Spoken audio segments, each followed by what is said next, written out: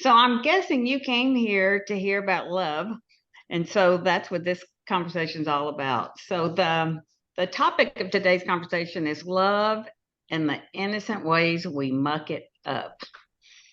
Okay. So this conversation came to me um over recently, but I'll say the inquiry started a couple of years ago when kind of the structure of the world that I'd lived in for all of my years had shifted, with um lots of people passing. It it shifted the structure. And so it really got me curious about love. And so it kind of launched me into a direction of really looking in the direction of what is the highest form of love, what is love, and also being a human being like we all are. We have this humanness and comes in this package too. Okay. So I think when I say the innocent ways we muck it up, I, it's really we're so loaded with ideas and concepts and definitions of what love is, of what relationship is. Excuse me. and and what I started to realize and started to notice is that people in my world didn't have the same definitions of love that I did.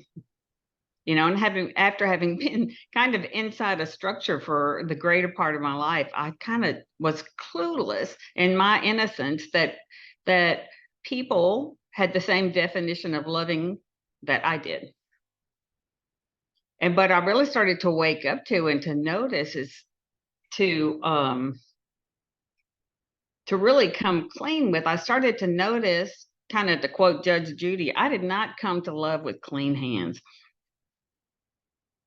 And then I started to notice that really nobody comes to love with clean hands innocently. We don't realize within our own heart and soul and experience of life, we carry a definition of love. We think we have an idea of love. I certainly had an idea of love and certainly thought that it was the truth, but it was really my truth. And I didn't see I'm not saying it wasn't anybody else's truth, but just my unique way of seeing love, giving love, receiving love was measured by my definition of love. And that really mucks it up. It really mucked it up for me because I would, people who love you or people you love, um, innocently, I thought they should show up in a certain way. If it was a good relationship, they'd show up in a certain way. If they loved me, they'd give and receive in a certain way. And it was all innocent. It was all innocent, but it also caused me a lot of pain and a lot of suffering thinking again, I want to come back to the fact that it's so innocent that I didn't realize that everybody had their own ideas and concepts and definitions of, let's even to put on the sidebar, let's don't even look at romantic love. Let's just look at, basic love before we go into the dirty hands of romantic love. But in basic love, it's like I realized I carried definitions, definitions of a good brother, definitions of a good sister, definitions of a good mother, definitions of a good grandmother. It's like, whoa, those are just mine. Those are just mine. And what I also started to notice that my ideas and concepts of love, it was a thought created reality. Now that's probably not news to y'all because I thought it was real. I thought it was real and true about life, like gravity, but it kind of knocked me on my heels when I realized that my ideas and concepts of love was a thought created reality.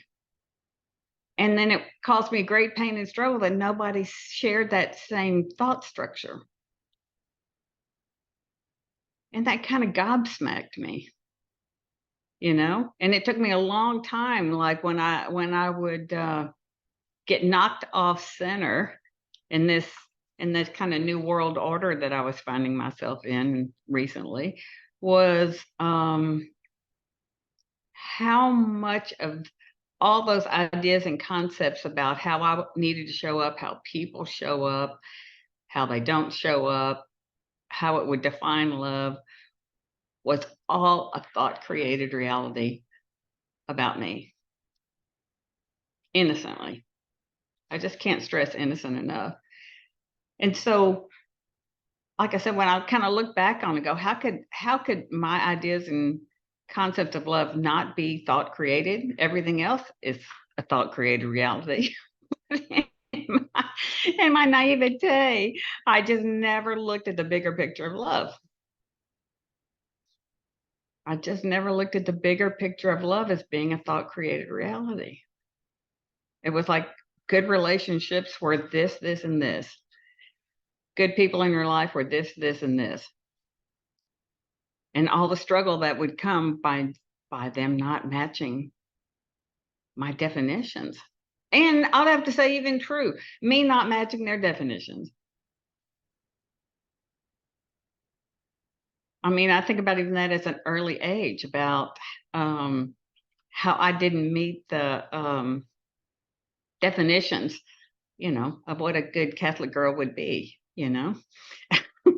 It just didn't add up in my reality. So I come back to say that as we, in our own exploration of love and kind of considering love, I'd invite you to be curious about what you hold to be true in your definitions of love and your ideas of love and your concepts of love.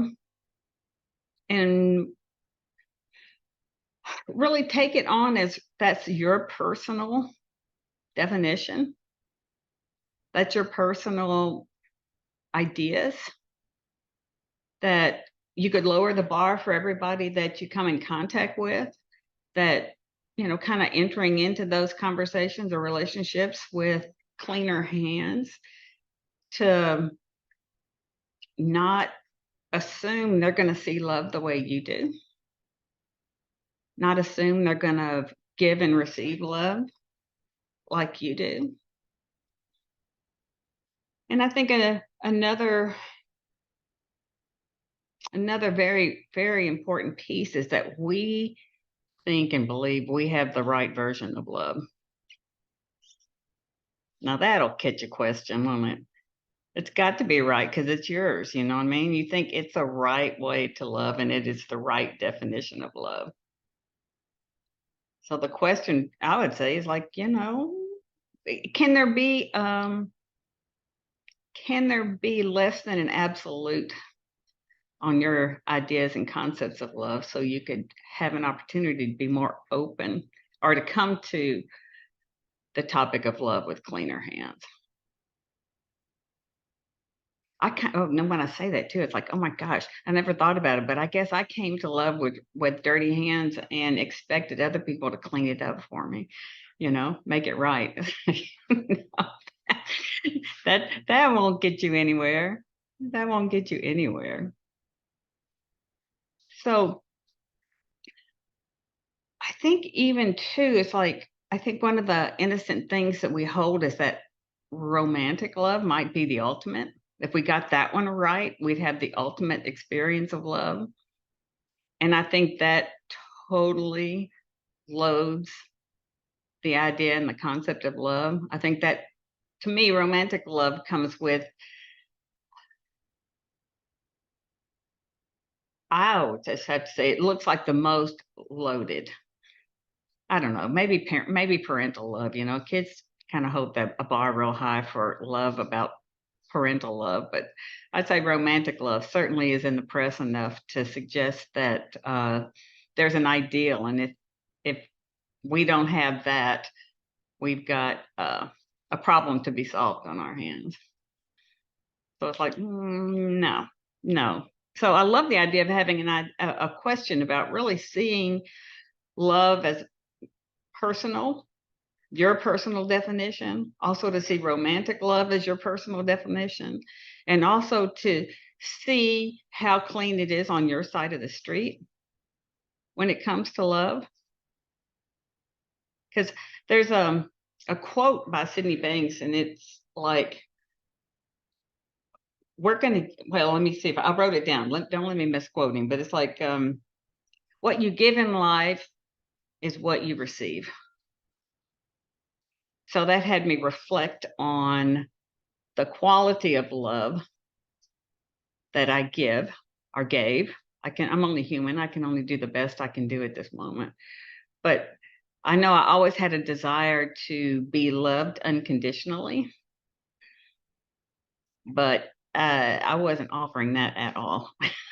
So I had to clean up my side of the street about how clean am I loving? How clean am I loving? And all of these separate realities that we share. And how could I clean it up? How could I clean it up? So that's kind of what propelled me to have this conversation about how loaded love is in the human experience and how we don't have another way to experience love other than in our humanness, and how we could have a smoother ride and less struggle with the topic of love.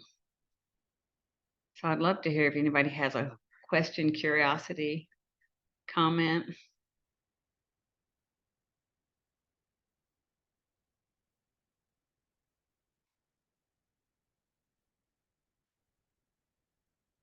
Yes, Magdalena.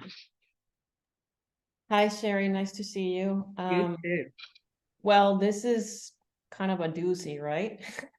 So It's loaded. where do you even start? Because then all your reference points are gone.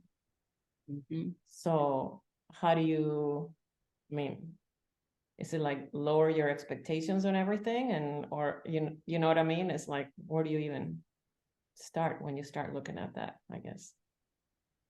I think the way to start looking at it is to see how, to me, see how much you have on it, and just kind of being, just to just notice, be curious about how much do you have on it. And in that curiosity, it'll kind of be like a mirror reflection, it'll come back and show you what you have on it, Okay, and you so have the opportunity, you really do have the opportunity to, um, once you see it, you're, I think, way down the road in living with less on it. okay, so sort of asking, hey, is this my garbage that I'm projecting onto this, or is this Follow your wisdom. Absolutely. okay? Absolutely. Oh, I think another good kind of a point of reference is if it doesn't feel neutral, there's a lot of you in it. And I realized that about me and loving. It's like, oh my God, I've got a lot of me in it. I had a lot of thinking people should do things they had no inclination to do whatsoever. And that was all inside my reality. All inside my reality. It's like that part of being curious. If anytime you go off neutral, it's personal. Okay, that's good. That's a good Now, way to now look you at don't it. have to do anything about it. You Yeah. know what I mean? But it does help you reflect Mhm. on what took you out of neutrality. Okay. All right. Thank Something you. to consider. Just be, and I think the answer to most things, any question you have, is just to be curious and Mhm. to, I like the idea of like 1 degree of uncertainty can open up realities you never knew existed. Yep. All right. Just play with it. Thank you. Thank Yeah. you. Thank you. You. I would, Marsha. Oh, I think someone else was talking first. Right? okay. Hey, Sherry. Hey, Marsha.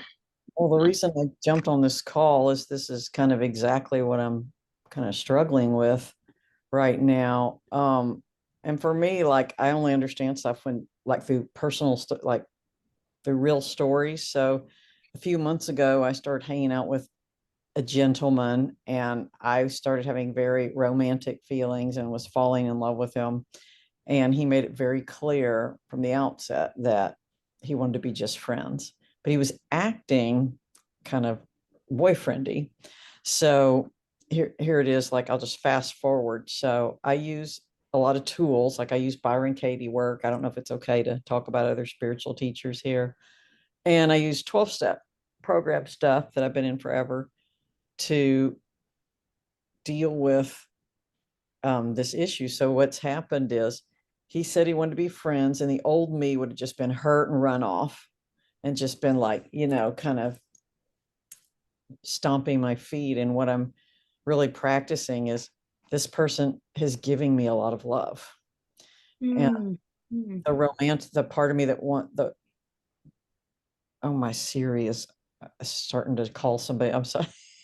Like what I'm seeing is that my wanting a romance with him is all about grabbing and wanting and not about just giving.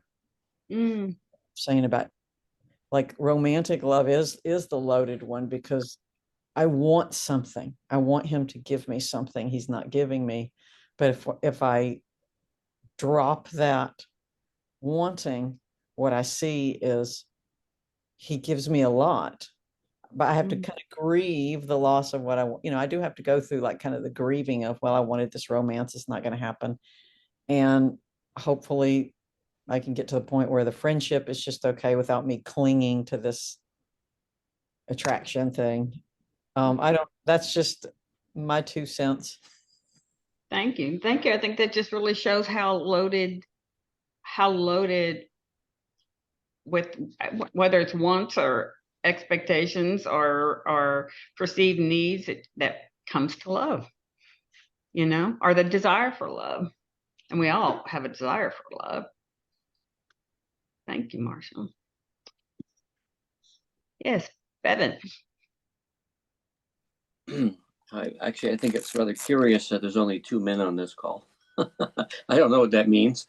I think men need to be having a conversation about love, but we didn't show up today. I loved your comment about neutrality. Certainly if I'm in a low mood, there's no love there. It's all about need. It's all about whatever. And sometimes when I'm in a high mood, there's no love there. It's the opposite of the low mood.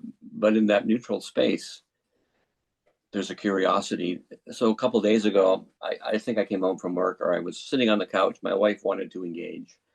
And I was on the edge of watching something on TV that was a little bit of a downer, or watching something that was comedy.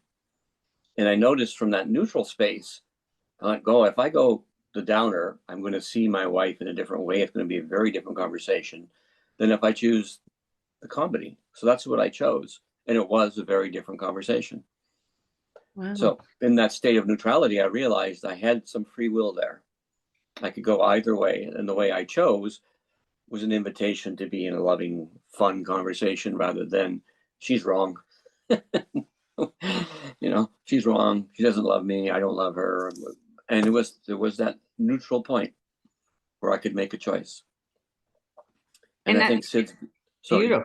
No, I think that's so beautiful that in that truth of free will, when you fundamentally really see that there's a fundamental truth of free will, and with your understanding, your own wisdom informed you at that moment. That I kind of see that way with thought. I kind of see it in the same way with thinking. It's like I feel like all through the day I'm at a fork in the road, And if I can go that way, I can see the return on investment of thinking into that, and I can see the return on investment of thinking into that, and it's like, no, no, no. But to your point, is like the simplicity of a fluctuating mood and seeing what that brings to relationship, or it brings to a quality of love or loving. Gosh, what a difference just that one little point makes. Yeah, like you said, I don't have to do anything about it. Seeing is enough. Except sometimes if I'm really stuck in a thought storm, it's going to run its course. I may use a tool or something to move myself out, but really seeing it is enough. Look at this. Low mood. I think I'll shut up. And I was walking today, walking the dog, and I noticed that I was in a low mood thinking about my relationship. And I went, man, my wife's not even here. And I'm creating this conversation. And I had to remind myself several times and going, no one's here. This is all in your head.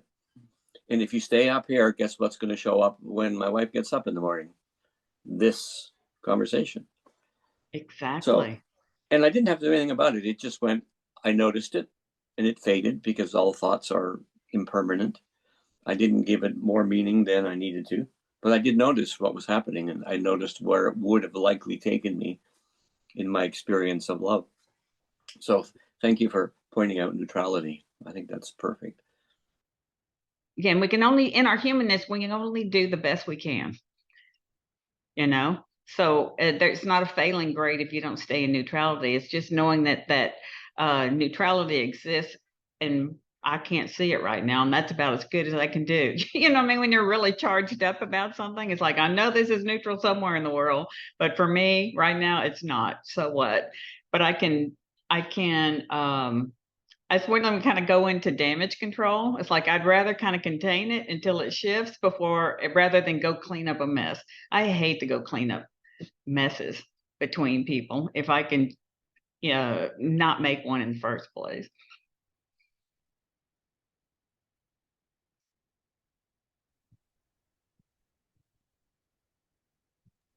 All right, I'll take my step. Oh, sorry, Wendy. You sure? Okay. May I take my stab here? Please, please. Okay, so this is a little bit rando.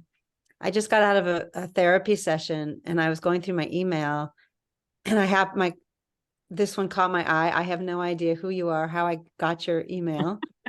And the timing was 11:05 and you said the call started at 11 Pacific. So I just jumped on and here I am with all of you, this really rich conversation.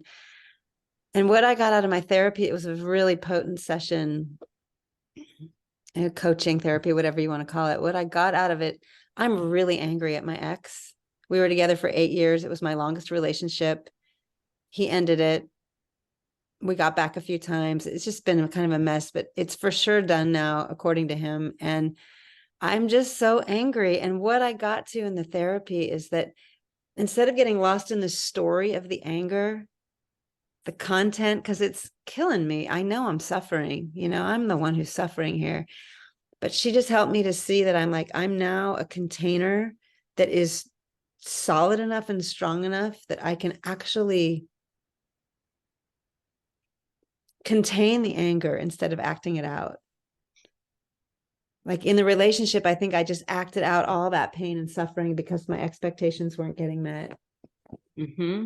Mm-hmm.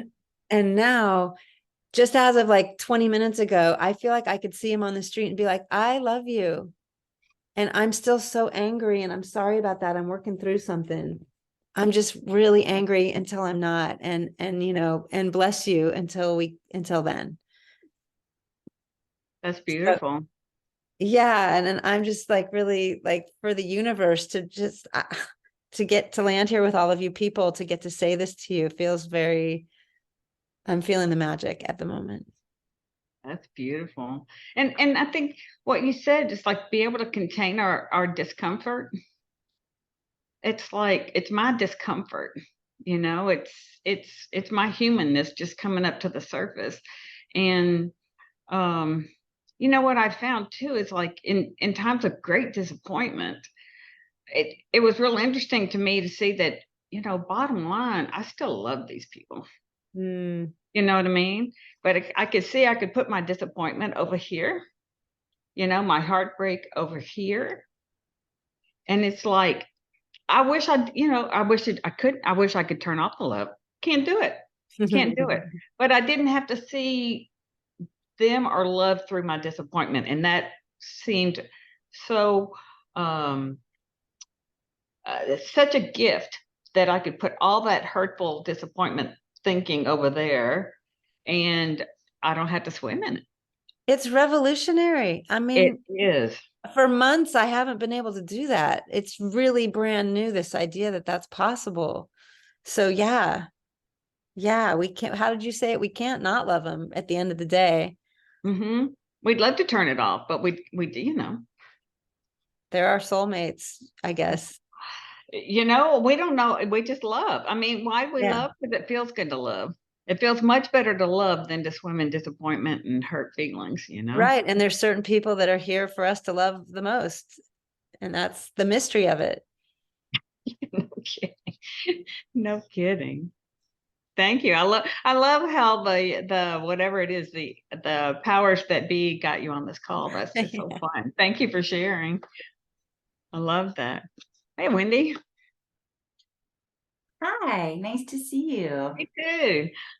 I'm glad to be here. Thanks for coming. I did that thing where I thought like, oh, I had an insight, so I've got it figured out. And then it needed to deepen. And it was very much in this topic. And I saw something really, really recently, like on Friday recently. And it has to do with motherhood and love. I've had an incredible struggle all my life with my own mother. And when you said earlier, I was a few minutes late to the call, but I think you were touching on exactly something that I had been seeing something around about, like, how do I clean this up on my side? How do I see the psychological innocence here deeper? Mm-hmm. When I've had a lot of anger and hurt, and it just feels so old and so tired, right? I'm just so tired of it. I'm exhausted from it. And also seeing that there's no solution. And it's made me think about motherhood and this idea of like, well, what the hell is that supposed to be anyway? It's a construct and a thing that I wanted something different. I wanted it to be, well, anything other than what I had, but I had what I had, and it is what it is. And I've been seeing lately that, that old, I don't want to say old, but like, okay, well, given her level of, this is the best my mom has.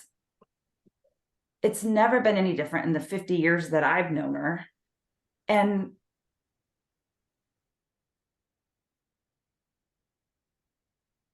it just feels really good to see that it's not my fault. It's not on me. It's not even on her. Like, I don't think this isn't someone who really ever wanted to be a mother, and it's helping me kind of break those constructs of what that's even supposed to look like. And it's actually really beautiful. It really is. And you know how we can hear it as a platitude, like, oh, they're doing the best they can. You know what I mean? And that's all great and good, kumbaya. Except when you feel it, when you really, through insider, you really see that, oh my gosh, the innocence in this person I call my mother, without all my definitions of, the Academy Award winning mother, you know what I mean? All that falls away, and it really, it drops to your heart, and you see the innocence in you see the innocence in her, and it's like, oh my God, the relief. I can only speak from my own experience. The relief. Right. I mean, it's relief, but it's also, it makes room for there to just be sadness, and it's okay. Like Linda Pransky showed me how to bear it with a quiet mind. And that has been, part of that. Like, it is sad. It's sad, and it's okay. And that's really new. Like Mhm.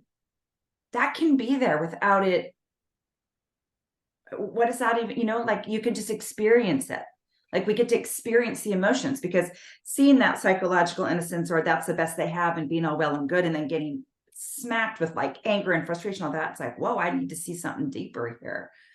So I love that. I love that concept of just that tail end. And I'll go back and listen to what you were saying about cleaning up your end of things.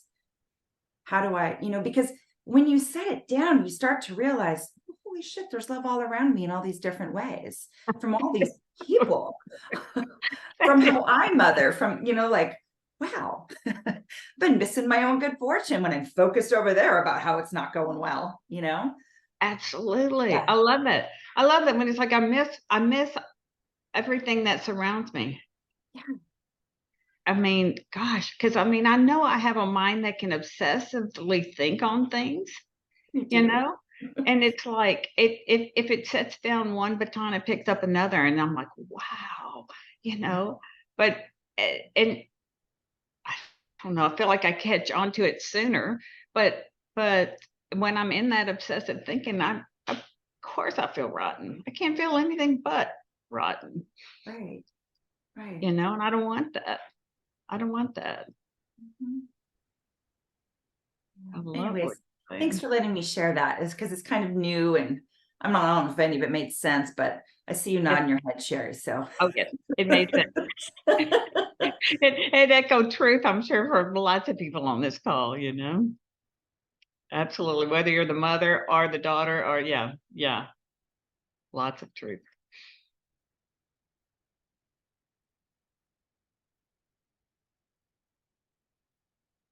Anything else echoing inside anybody? If I could just chime in again, the Please. people who've spoke have just, it's just been so beautiful and good for my heart to hear that you can, because I it sounds like we had the same kind of mother, and and like the whole romance thing, it's like I can be sad and have the love at the same time. And I think before I wasn't able to, my container wasn't big enough to hold those two. And it's just taken a lot of work to get there. It's like growing up and just like, I don't know, that was just really beautiful to hear. Thank you. Thank you, Marcia. Thank you.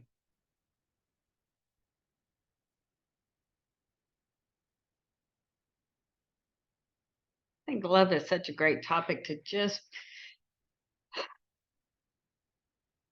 you know, just to be open to maybe I don't know a thing about it. You know, I know if I know a great feeling. You know, I know a great feeling. And I know a great feeling exists regardless of the circumstance.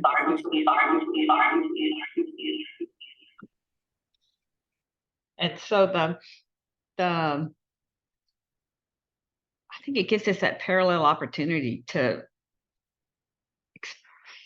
knowing we can experience a rich feeling of love regardless of our circumstances, and that our circumstances are not, our circumstances are never creating my feeling of love, but my attention on my circumstances separates me from feeling of love. And you know, that's just an outing of my obsessive mind, you know, looking out, thinking that's what's causing my suffering. And it's like, that was never. So the opportunity to embrace your humanness and rest in love at the same time is always on offer too. But gosh, I didn't know that was real. I didn't know that was available. I didn't know that was true, that you could have human suffering and rest in love and peace at the same time. I thought I had to get it right before I could rest. I thought I had to get it right before I could feel peaceful. Well, what a joke that was. But I drank the Kool-Aid on it for wait until I didn't. No harm, no foul. No harm, no foul.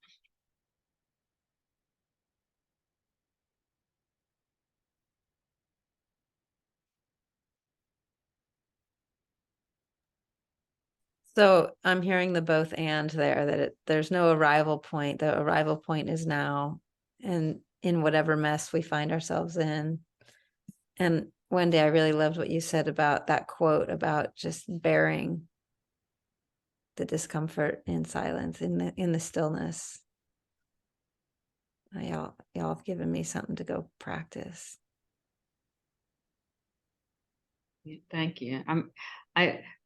I think the first time I realized I could bear the discomfort, it was like my wisdom was like, sit on your hands. Don't, and I'm not, this is not a prescription for anybody else, but I remember the discomfort was so great. I was like, if I don't find my car keys and go, or find some chocolate, I need something. And it was like, no, at that moment, my wisdom said, sit on your hands. And I was like, I can't bear it. You know what I mean? I just can't bear it, whatever the discomfort was.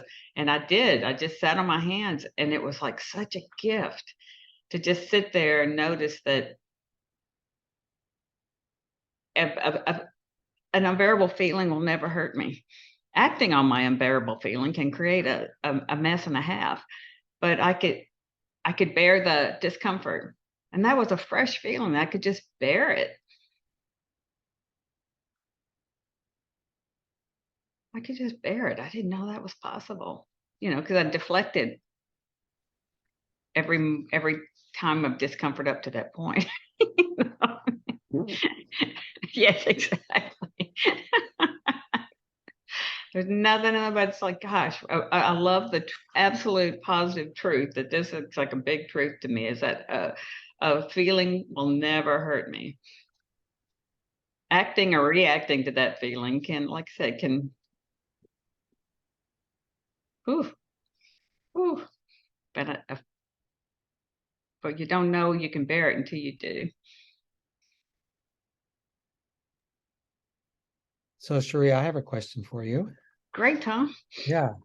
And is there any fundamental difference between loving something, loving someone, and you believing they're loving you? And if there isn't, why can't we live in love anytime we want it? Just by loving something. Yeah. You can. Yeah. You can. You can. If I don't, yeah. I think that part of that is so was kind of like a delineator on that for me, Tom, was like, I know it feels good to love for me. If I'm a one girl show, you know what I mean? It feels good to love. There's nothing required that they have to love me back. You know what I mean? I can't squeeze it out of them. I can't force it. I can't tap dance fast enough to get it the way I want it. It's like, but I know it feels good to love. I know it feels good to love. And it's like, I love the feeling of love. Yeah. And I hate the feeling of rejection. So I don't even want to make up that, I don't even need to get on their side of the street. Right. And I don't need to tolerate anything bad behavior either. I'm not saying that, but I just know it feels good to love. So I'd rather hang out Yeah. in that. Yeah. Yeah. I mean, if I stop to look within, I can always find something to love within 10 seconds. And that's always available.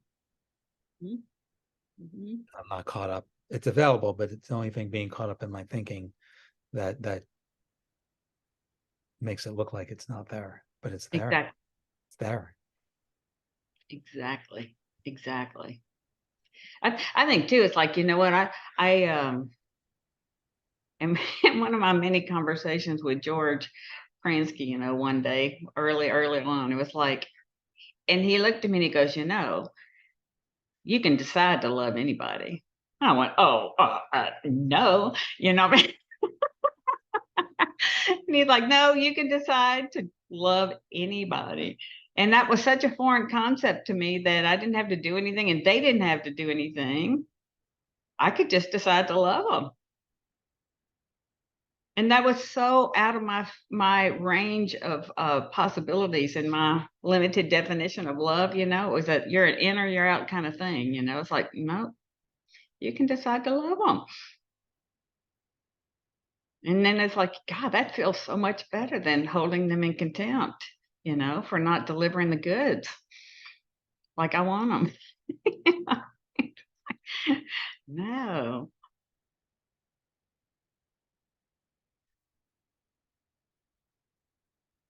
Yeah, underneath all that turmoil is that, gosh, is that place of wholeness and completeness and whatever you want to call it, our innate well-being, if we're going to put that tag on it. Evan, I see your hand up. So I've been married for 43 years. I've been a stepfather for 43 years. And my stepdaughter, for most of our relationship, it's been a challenge for her to wish me a happy Father's Day. I have a bunch of reasons why I thought that was the case. One, she has 2 other fathers. We're not that much older, blah, blah, blah. And so she came to live with us for a year because her husband left, took all the money, left her in debt. So she came with one of her children. And it was a wonderful year of healing. She left. They moved out just before Father's Day. And I think Father's Day is the same in the States in June. The Friday before Father's Day, which is on a Sunday, I found myself thinking, I observed myself thinking, oh, I wonder if she's going to wish me happy Father's Day. And I caught the thought that did not want her to wish me happy Father's Day. And the thought was, well, because I don't belong. If she wishes me happy Father's Day, it blows that really deeply held belief I don't belong. And I laughed. I went, oh, that I would rather not belong than be loved. And I laughed. And I didn't tell anybody. I didn't say a word to anybody. I just had this insight. Insight is often enough. That Sunday, she wished me happy Father's Day twice with great enthusiasm.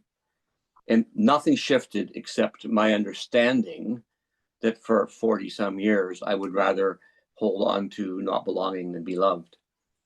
In our relationship in the last, 3 or 4 years, it just keeps getting richer and more inclusive. So it really is our thinking in the way of love, because it was there.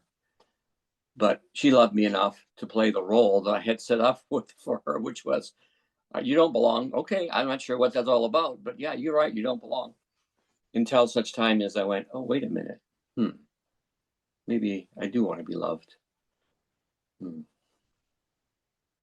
That's beautiful. That's so beautiful, Bevan, especially in the place of you start to really notice the ludicrous nature of some of this thought that we carry, that's innocent. Again, it's innocent because it separates us from what we want most, is to feel loved and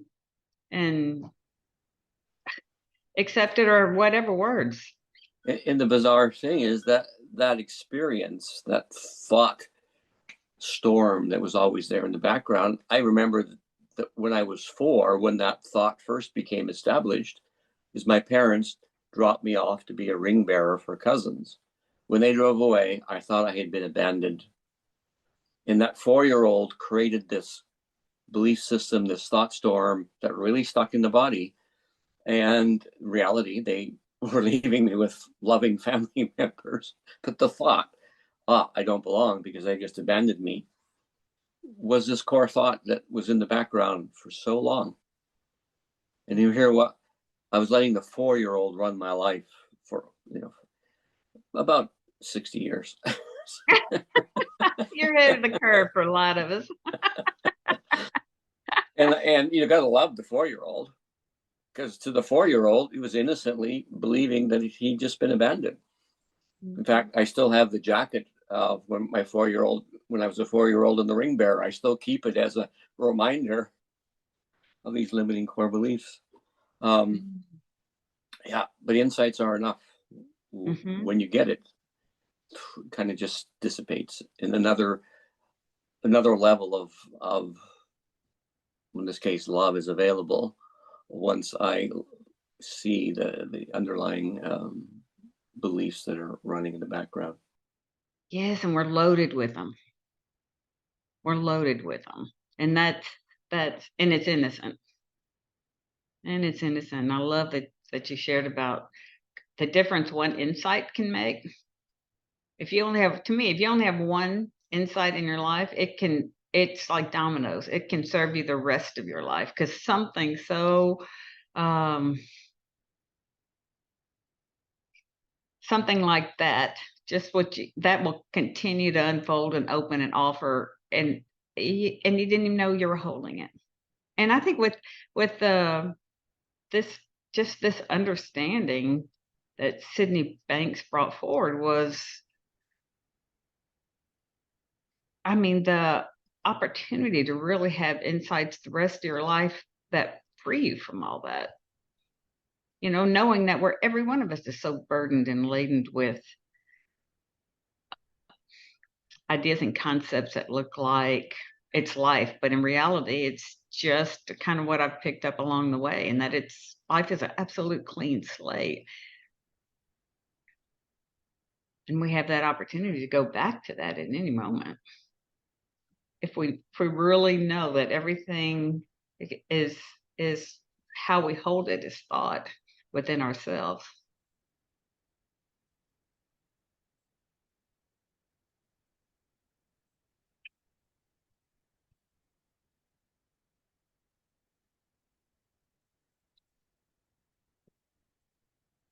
I'll share. Can you hear me? Hey, yes, I can, Susan. All right. Thank you, Bevan. I never knew what to call. I had a similar experience that you described with my son, and probably anybody else on the planet, but certainly with him. And I used to wait and worry all Mother's Day. Was he going to call? And finally, one year, and I can't remember when it was, but it was without it must have been an insight, but that was before I really knew what insights were, is I decided I'm going to celebrate Mother's Day for me. I'm going to do it. I'm not going to wait until he calls, or if he calls, or it's not going to hinge on that. And I've been doing that for a number of years, but I never saw it as the choice between love and holding on to that thought. Although that's certainly, in retrospect, that's what I felt when I chose to do that for myself. And I do it now about birthdays, and it doesn't matter what it is.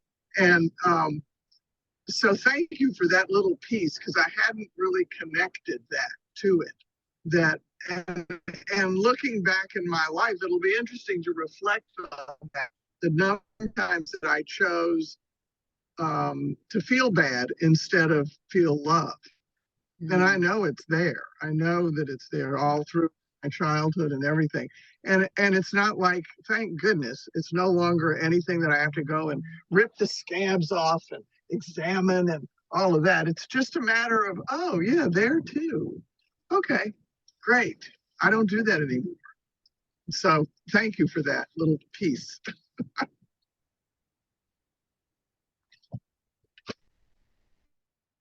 That's beautiful. That's beautiful. That's beautiful. It's like when you really start to value how you feel in your life, and you really start to see that that's on your side of the street. Yes. That I think it really is a stimulus for waking up to all the things we've lived under that we gave great respect to, thinking it was, it's just the way it's supposed to be. You're supposed to get a call on Mother's Day, you're this, whatever. You're supposed to get a call on your birthday. You're supposed to get this, that somebody's supposed to show up and do this. I mean, it's all so innocent. And in that place of, gosh, I could go down that road and feel all the disappointment that I'm making up, or I could choose to use a language that's come up in this conversation. I could choose to feel the love that is around me and the love that I am. the choice.